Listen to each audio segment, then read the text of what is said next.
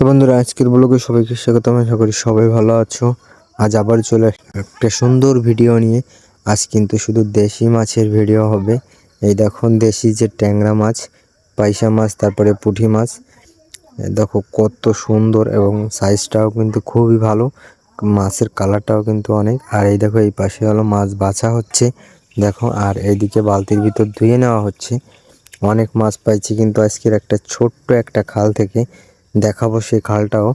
এই দেখো, আর এছাড়াও কিন্তু আমাদের এই নদীতে কিন্তু বাগদা মানে গলদা চিংড়িও পাওয়া গেছে। এই দেখো, এই যে চিংড়ির সাইজটা কিন্তু একটু ছোট, তবে এই সব মাছ কিন্তু এই ছোট্ট এই খালটা দিয়ে পাইছি। এই দেখো, এই যে জাল দিয়ে রাখা হয়েছে, এই পিছন দিক দিয়ে হচ্ছে গিয়ে মাছগুলো ধরা হয়েছে।